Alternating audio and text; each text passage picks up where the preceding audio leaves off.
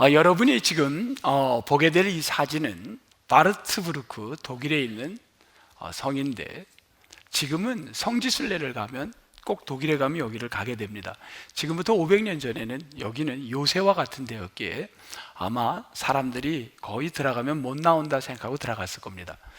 이 바르트부르크에 턱수염을 길게 하고 기사의 모습으로 변장을 하고 한 젊은이가 들어갑니다. 이름은 예르크 융커라는 이름으로 들어갔습니다. 사실은 예르크 융커가 아니라 이 사람은 누구냐면 마틴 루터였습니다. 마틴 루터가 수염을 기르고 예르크 융커라는 이름으로 저기에 갈 수밖에 없었던 요인은 그가 비텐베르그, 독일에 있는 비텐베르그에서 자기가 30년 동안 강의하는 대학교 안에 교회가 있었는데, 부속교회가 있었는데 그 교회당에다가 하나하나 카톨릭의 잘못된 거를 적었는데 그 적은 숫자가 95개를 적었습니다. 95개를 문 앞에 적어놨는데 이 사건은 카톨릭의 교황청에 뒤흔드는 일이었기에 그는 매우 위험한 상황에 놓이게 되었습니다.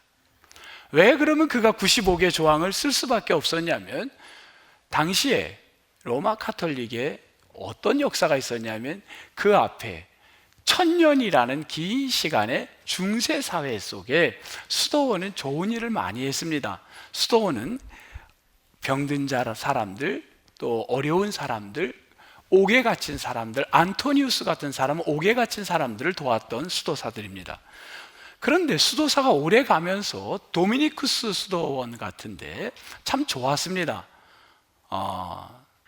그 수도사들이 어떤 일을 하기 시작했냐면 마지막 때가 가면서 탁발 수도가 이루어지기 시작했습니다. 탁발이라는 거는 구걸을 하는 겁니다. 구걸. 얼마나 구걸을 했냐면 당시 사회가 구걸하는 사람이 복된 겁니다. 구걸하는 사람이 복된 거예요. 왜냐하면 구걸하는 사람이 있어야 사람들이 천국 가는, 구원받는 사람들이 나오는 겁니다. 내가 오늘 구걸할 때 나에게 오늘 우리 노성숙 집사님이 먹을 거를 주고 도와주면 노 집사님은 천국을 가는 거예요. 그러니 구걸하는 사람이 좋아요, 안 좋아요? 그 사회가 좋은 사람처럼 되어버렸습니다. 가난을 신성시했습니다. 얼마나 가난한 사람들이 긍지가 있었냐면요, 프랑스 파리의 도시 인구가 모두 얼마였냐면 20만 명이었습니다. 프랑스 파리의 20만 명이 우리 춘천보다 인구가 적었어요. 그런데 거기에 거린이 몇 만이었냐면 4만 명이었습니다. 4만 명이 거린이었어요. 뭐 놀라지도 않아, 그 정도 갖고는. 제가 한 40만 명입니다 이래야지 이제. 어쨌든 20만 명에 4만 명이 거린이면 거의 4사람당 1명인가요, 장로님? 4명당 1명이 거린인 거예요. 독일은 얼마나 거린이 많았냐면 독일도 인구 1000명당 260명이 거린입니다. 그러면 거의 비슷한 거예요. 파리의 인구나 독일이나 평균 4분의 1이 길거리에서 먹을 걸 달라고 거린들이었어. 긍지가 있었던 거야. 거린되는 게 자부심이 있었어요. 왜? 우리는 남을 구원시킬 사람들이라는 긍지감. 그러면서 사람들은 구원을 믿음으로 가는 게 아니라 선행으로 가는 걸로 자꾸만 변화되어 가기 시작을 합니다. 그러면서 직업에 대한 것도 어떤 걸 가지냐면 다른 직업보다는 사제가 되는 길이 가장 복된 길이라는 생각을 했습니다. 그래서 사람들이, 이것도 잘못된 거죠. 모든 직업이 다 똑같다고 했는데 성경에 사도행전 6장이면 떡을 나눠주는 사람이나 말씀을 전하는 사람이나 똑같다고 성경에는 나왔습니다. 그런데 중세의 수도원 운동이 벌어지면서 기독교가 공인될 때까지 사람들은요, 그때부터 시작해서 계속해서 수직적, 기독교가 314년부터 계속 수직적 관계, 그게 형성되다 보니까 젊은이들이 어떤 직종을 구하게 되냐면 사제가 됩니다. 유럽의 인구가 얼마였냐면 1억이었습니다. 1억. 그런데 1억 인구 중에 얼마나 사제가 됐냐면요, 1억 인구 중에, 자 이제 놀랄 준비를 하시고 500만 명이 사제가 됐습니다. 500만 명이 사제가 된 거예요. 독일이 가장 많이 사제가 나왔습니다. 독일은 몇만 명이 사제가 됐냐면 인구 30명당 한 명씩 사제가 됐는데 150만 명이 사제였습니다. 그러니까 인구 30명이 한 명이 사제입니다. 집집마다 사제들이에요. 그러다 보니까 누가 일을 합니까? 다 사제가 되니까 일할 사람이 없는 거예요. 그리고 가난을 존중하니까 일하지 않았습니다. 가난한 게 복받은 거예요. 가난하게 살았습니다. 그리고 남의 도움을 받은 겁니다. 그러면 당신이 복받는다는 그런 말도 안 되는 이야기를 하며 사람들이 살아왔습니다. 교황청은 그 많은 사제들이 먹고 살 수가 없으니까 뭐가 필요했냐면 돈이 필요했습니다. 이 돈을 어떻게 모으기 시작했냐면 다른 걸로 방법이 없으니까 가장 간단한 게 성물, 교회 안에 물건을 만들고 교회가 만든 이 물건을 가지면 당신은 복이 있다라는 그런 식으로 이야기해서 이 물건을 교회는 팔기 시작했습니다. 그리고 교회 안에 그림을 그려서 그 그림을 팔기 시작했습니다. 돈을 모으기 위한 방법이었는데 그래도 안 모아지니까 뭘 했냐면 당신의 부모의 죄를 용서받아 지금은 지옥에 있지만 천국 가는 길이 있습니다. 그거는 동전 소리가 딸랑하면 천국에 가는 겁니다. 면죄부라는 거를 만들었습니다. 이런 걸로 하다 보니까 루터는 고민에 빠졌습니다. 이거는 너무 큰 잘못이 아닌가. 그래서 루터는 개혁을 해서 95개의 조항을 썼다가 저렇게 그는 위험에 처하게 됐던 겁니다. 자, 유럽의 카톨릭에 우리는 잘못된 거는 이제 우리 크리스찬들은 대부분 잘 알고 있습니다. 문제는 우리나라는 그런 일이 없었는가? 그러면 대한민국에는 그런 일이 없었는가? 여러분, 우리나라 역사에 불교가 왕성했던 때가 언제냐면 고려말, 조선초, 성종실록, 지금부터 정확하게 500년 전,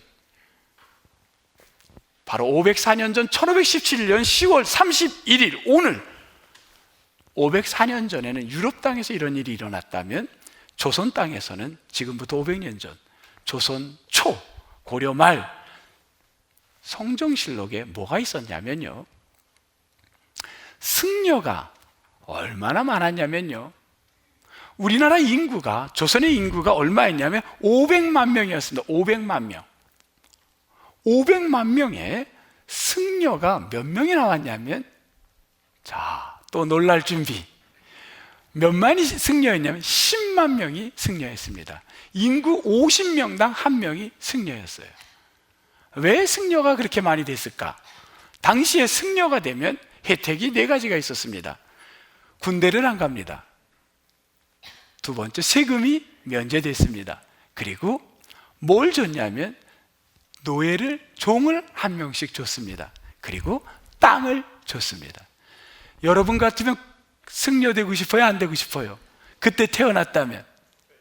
아마 그때 태어났다면 여기 다 안 하겠습니다. 그런 얘기는 몰라요. 장로님도 관심 있지 않으셨겠어요? 500년 전에 태어났다면. 군대를 안 가고 또한 세금을 안 내고, 이런 건 어쩜 그렇게 잘 외우셔? 네. 기가 막히게 외우셨네. 이러니 사람들이 다 승려가 된 거예요. 인구 50명당 한 명이 승려가 된 겁니다. 자, 가톨릭이나 우리나라 불교나 거기서 거기였던 것, 이것을 갖다가 조금 표현을 우리가 오늘 본문 안에 있는 표현으로 하자면요, 종교는 자기 사랑이 집착이 되면 죄를 짓게 됩니다. 종교는 자기 사랑이 아니라 타인 사랑을 위한 것이 종교가 되어야 합니다. 자기 사랑을 강조하다 보니까 종교가 내 살을 찌우려고 하다 보니까 결국은 이렇게 죄를 짓게 된 겁니다. 자, 오늘 저는 어떤 말씀을 갖고 설교를 시작하려고 그러냐면 18절에 있는 미움이라는 단어에서부터 오늘 본문을 시작을 해봅니다. 미움, 미워한다라는 미움. 여러분, 오늘 기독교가 세상으로부터 미움을 받고 있나요? 안 받고 있나요? 받고 있어요. 특히 공무원분들, 또 우리 여러 개의 기관에 있는 분들 굉장히 어려움들이 있습니다. 직장 생활하기 어려움이 있어요. 너 교회 갔다 왔어? 너 뭐 했어? 요즘 이제는 11월부터는 이제 50%까지니까 다 풀어주겠다는 거야. 그러니까 이제는 큰 적은 없지만 그동안 2년 동안 우리 얼마나 힘들었습니까? 얼마나 힘들었습니까? 세상으로부터 교회가 미움을 받고 있는데, 여러분, 여기 미움에는 두 가지가 있습니다. 내가 지금 세상으로부터 미움을 받는다면 그 미움은 어떤 미움일까? 오늘 18절에 미움이 나오는데 그 미움은 한번 보겠습니다. 자, 여러분, 미움을 받는다면 그 미움은 뭘까? 세상이 너희를 미워하면, 자, 여기까지는 차이가 없어요. 세상이 너희를 미워하는 거예요. 근데 미워하면, 자, 요거까지는 차이가 없는데, 미워하면 조건 같지만 사실은 이 미워한다라는 이 말은요, 미세이라는 이 말은 현실적인 거예요. 이건 진행하는 거예요. 뭐냐면 가정법이 아니라 그대로 이루어지는데, 미워하고 박해를 받고 혐오를 느낀다면, 세상에 너는 혐오를 느낀다면 너희보다 먼저 누구를? 나를. 나가 누군가요? 예수님인 거예요. 예수 그리스도를 미워한 줄을 알라. 너희가 핍박을 받고 미움을 받는다면 누가 먼저 핍박을 받은 거예요? 예수님이 핍박받은 거예요. 자, 그렇다면 요사이 여러분이 내가 세상에서 미움을 받아요. 그렇다면 이 미움은 예수님도 똑같이 받는 미움이에요. 그렇죠? 동의하세요? 아멘. 그런데 우리 미움이 로마 카톨릭 때에 세상으로부터 미움을 받고 루터가 나온 걸 보면 그때의 미움은 과연 주님과 동일한 핍박을 받았던 걸까요? 그럴까요? 아닙니다. 그거는 주님 때문에 받은 핍박이 아니라, 주님에게 속해서 받은 핍박이 아니라 주님과는 관계가 멀어졌기 때문에 받은 핍박입니다. 주님의 뜻과는 관계도 없는, 주님과 점점 멀어졌기 때문에 받은 핍박이에요. 그러면 오늘 여러분이 받는 핍박은, 미움은, 세상에서 받는, 교회 다닌다고 받는 미움은 주님 때문에 받는 거예요? 아니면 우리가 너무 세상을 사랑하기 때문에 받는 미움입니까? 사실 요즘의 미움은 주님과는 관계없는, 너무 교회가 세상에 가까워졌기 때문에, 주님이 말씀해 준 말씀과는 거리가 멀기 때문에 우리가 받는 미움도 얼마나 많은지 모릅니다. 크리스찬들이 저렇게 하니까 차라리 나는 교회를 가고 싶지 않다라는 말을 얼마나 많은지 모릅니다. 이거가 우리가 이 종교개혁 주간에 생각해 봐야 될 이야기들입니다. 내가 세상을 욕할 게 아니라 우리 크리스찬들이 세상 앞에 부끄럽지 않는지 한번 생각해 봐야 될 필요가 있는 겁니다. 그러면 세상이 무엇을 얘기했느냐? 요한복음 15장에서는 계속해서 뭐라 그랬냐면, 너희들은 인미 내 안에 거하라. 예수 안에 거하라고 했습니다. 그런데 과연 우리가 거하고 있느냐? 아니면 거하지 않느냐? 거해서 받는, 예수님 안에 거하기 때문에 내가 이제 십자가에 달리든 너희도 환난을 당하고 핍박을 받을 거다, 그런 것이 15장의 말인데, 우리는 거하지 않기 때문에 받는 핍박일 수도 있습니다. 왜? 요한복음의 내용을 보면요, 매 장마다 이런 얘기가 반복적으로 나오고 있습니다. 어떤 이야기냐면 7장부터 한번 제가 몇 곳만 찾아보겠습니다. 요한복음 7장, 여러분 각자가 성경을 찾아봐 주시기 바랍니다. 요한복음 7장 27절 끝에 보면 이렇게 나옵니다. 요한복음 7장 27절 끝에 뭐라 그랬냐면, 아는 자가 있다 없다? 없다. 아는 자가 없다. 없다 그래. 모른다는 거예요. 아는 자가 없다. 28절 끝에 보니까 나를 보내신 이는 참되시니 너희는 그를 알지 못한다. 모른다는 거예요. 여러분, 모른다는 거예요. 알지 못한다는 거. 8장도 마찬가지입니다. 8장 19절 또 뭐라 그래요? 너희는 나를 알지도 못하고 내 아버지도 뭐라고요? 알지 못한다. 너희가 나를 알았다면 그렇게 안 했다는 거예요. 모른다는 거예요. 예수 그리스도를 따라다니는 제자들에게 너희는 진짜 예수를 모른다는 겁니다. 아버지도 모른다는 거예요. 계속 모른다는 거예요. 또 9장 12절 보니까 뭐라 그랬네요. 그가 어디 있느냐 이르되 알지 못한다. 모른다는 겁니다. 다 모른다는 거예요. 우리가 여러분 매 장마다 알지 못한다, 믿지 못한다 계속 나와요.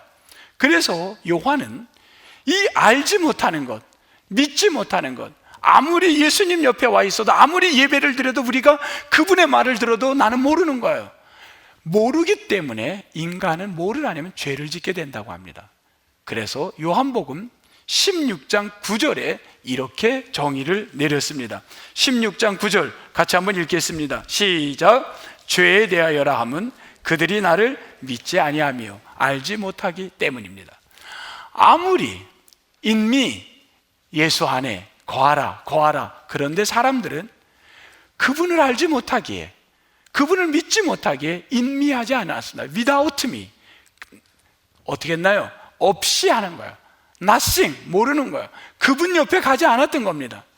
결국은 그런 자들, 그래서 뭐라 그랬냐면 오늘 성경의 요한은 요한복음 15장에서 얘기를 합니다.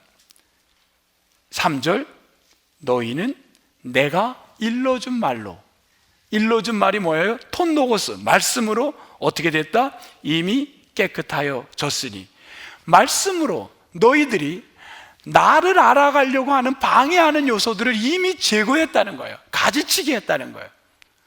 우리가 하나님을 알려고 하는데 자꾸만 나를 모르게 하는, 믿지 못하게 하는 요소들이 있다면 가지치기, 제거해지기를 주의 이름으로 축복합니다.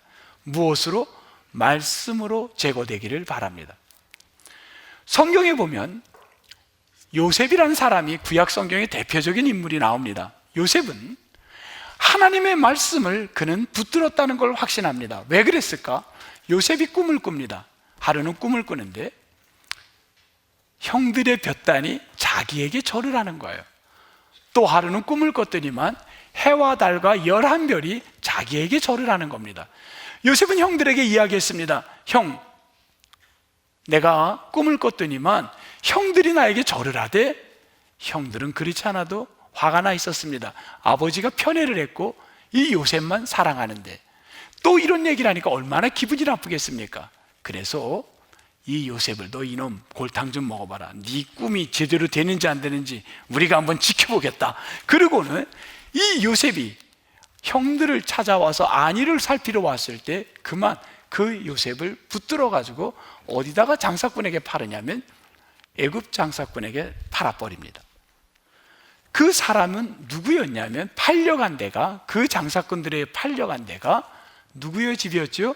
보디발의 집에 팔려갑니다.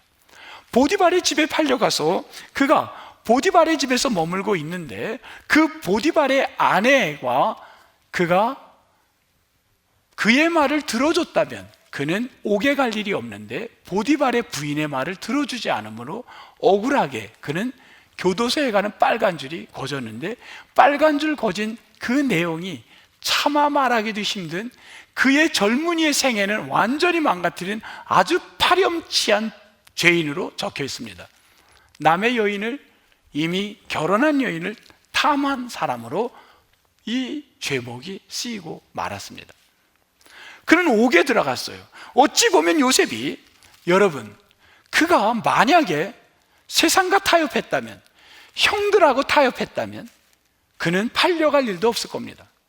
그리고 그가 그 보디발의 부인과 타협을 했다면 그는 옥에 갈 필요도 없었을 겁니다. 그런데 그가 타협하지 않고 그것을 잘라내고 그것을 끊을 수 있었던 건 확신이 있었던 겁니다. 어떤 확신?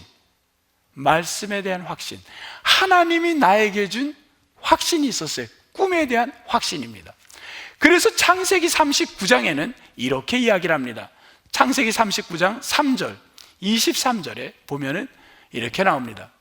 요셉은 여호와께서 그와 어떻게 한다? 함께 계셨다. 요셉이 하나님과 함께 계셨기에, 자신과 함께 있는 걸 믿었기에 그는 오게가나 아니면 팔려가나 환경이 문제가 아니었습니다. 타협할 일이 없었습니다. 그래서 그를 가리켜 뭐라 그랬냐면, 그는 범사의 어떤 사람? 형통하게 하심을 보았더라. 만약에 이것이 아니라면, 여러분, 오개가 있는 사람, 억울한 누명을 쓰는 크리스찬이라면 누가 여러분 형통하다고 말할 수 있겠습니까? 크리스찬들은, 다시 한번 정리합니다, 세상과 타협하지 않고 세상과 손잡지 않고 보디발의 아내를 잘라내고 그리고 형들과 타협하지 않을 때 온갖 미움을 받게 됩니다. 그러나 그 미움은 좋은 미움인 줄 믿습니다. 주의 말씀을 타협하지 않을 때 받는 미움은 크리스찬이 감당해야 될 미움입니다. 그러나 우리가 주님을 모르고 예수님을 모르고 말씀을 모르고 세상 것과 타협해서 세상과 손잡고 받는 세상으로 받는 미움이라면, 그런 미움은 절대로 여러분 받지 않게 되기를 주님의 이름으로 축복합니다. 오늘 루터는 여러분 어떤 일을 겪게 되나요? 루터는 이제 95개 조항 때문에 그는 어디로 끌려갔냐면, 재판을 받으러 어디로 왔냐면 웜스라는 곳으로 잡혀옵니다. 독일 발음으로는 보름스라고 발음을 합니다.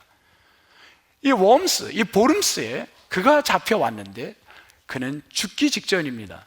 이제 과거 100년 전에 후스는 불태워 죽었습니다. 그런데 루터는 어떻게 죽을지 이제 아마 결정을 내리겠죠. 그때 교황청의 서기관이 젊은이가 너무 죽는 게 안타까워가지고 그에게 찾아갑니다. 루터, 내가 자네에게 줄 수 있는 기회는 마지막인데 이것도 48시간밖에 못 줘. 내가 다시 한번 물을게. 이거 다 자네가 쓴 거 맞아? 아니라고 해. 그리고 두 번째, 만약에 자네가 썼다고 한다면 처음 쓸 때하고 지금은 달랐다고, 마음이 달라졌다고 이야기를 해봐. 그러면 자네는 살 수 있어. 내가 48시간을 줄게. 그 안에 결정을 해. 루터는 48시간 동안에 많은 고민을 했을 겁니다. 여러 가지 생각이 됐겠죠. 그 고백을 어떻게 하냐에 따라 그는 인생이 달라지는 겁니다. 죽느냐 사는 겁니다. 여러분, 그때 루터가 어떻게 했나요? 오늘 여기 예쁘게 꽃 뒤에 루터를 세워놨는데 바로 이런 모습. 근데 이 모습은 웜스에 있는 루터가 아니라 비텐베르그에 있는 동상입니다.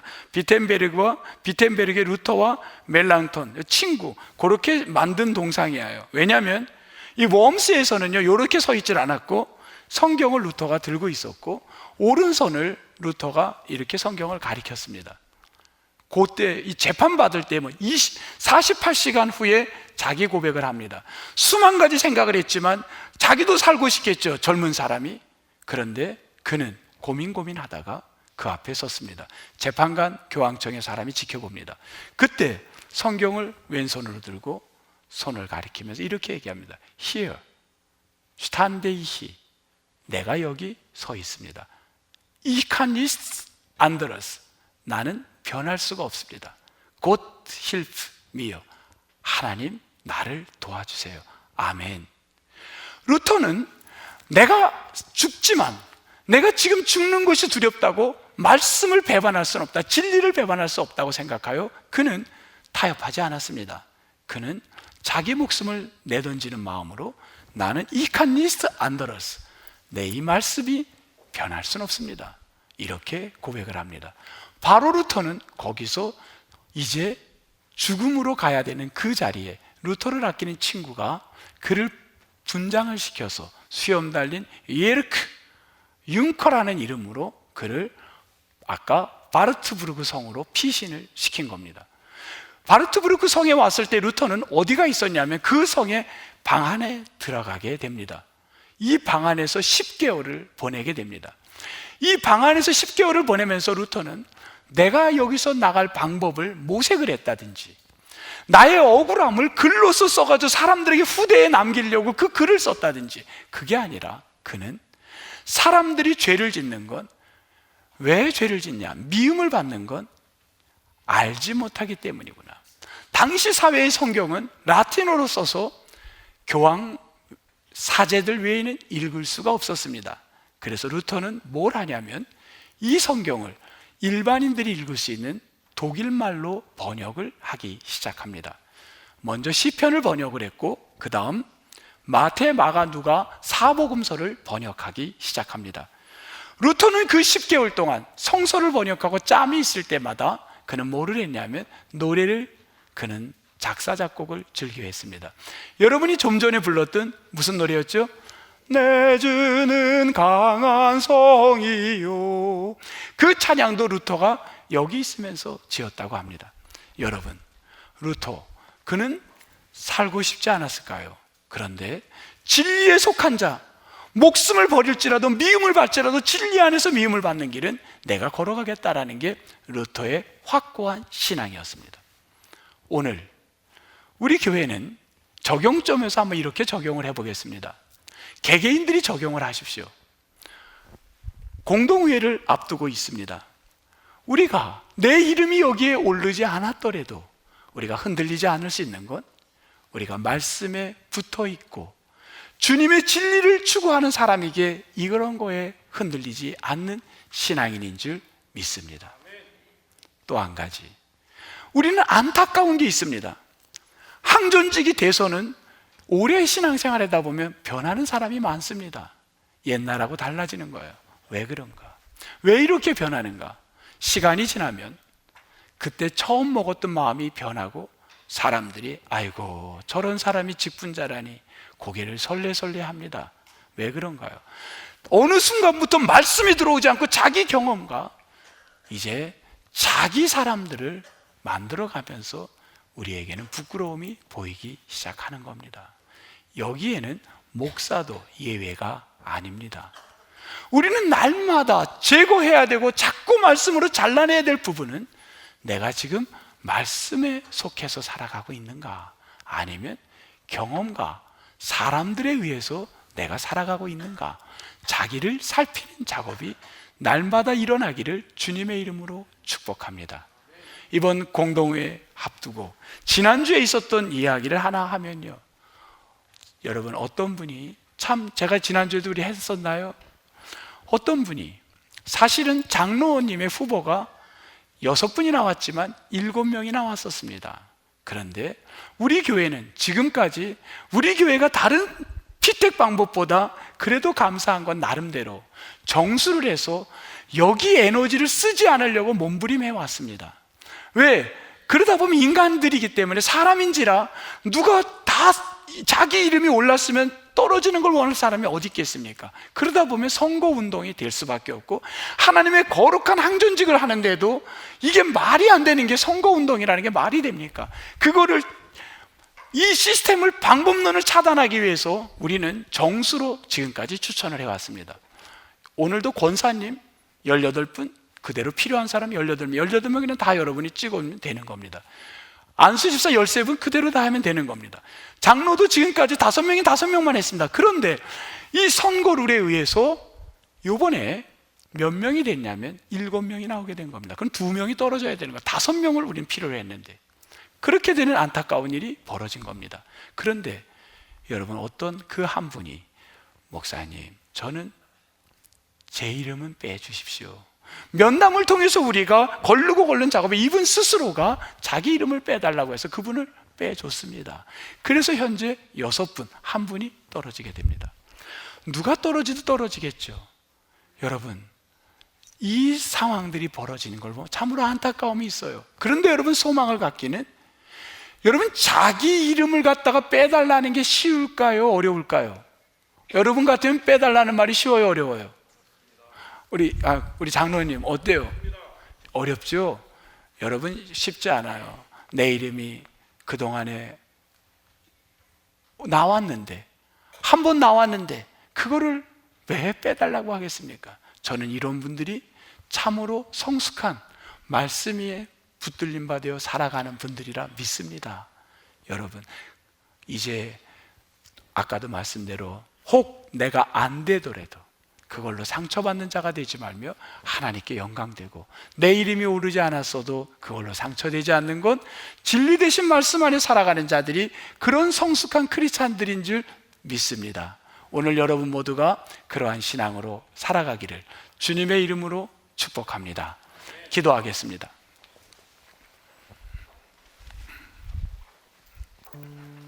하나님, 감사합니다. 진리에 속한 자들은 세상과 타협하지 않기에 인간적인 방법으로 일하지 않습니다. 그리고 세상의 미움을 받게 됩니다. 왜? 사람이 없고 친구가 없어질 수도 있습니다. 그런데 그것은 귀한 미움입니다. 세상과 타협함으로 아버지 하나님, 우리가 미움받지 않으려는 것이 아니라 오히려 미움을 받더라도 진리 앞에, 예수 그리스도 앞에 거하는 자가 되게 하옵소서. 우리 사랑하는 성도님들을 이 한 주간도 축복하여 주시고 은혜 내려 주옵소서. 감사하옵고 예수님 이름으로 기도합니다. 아멘.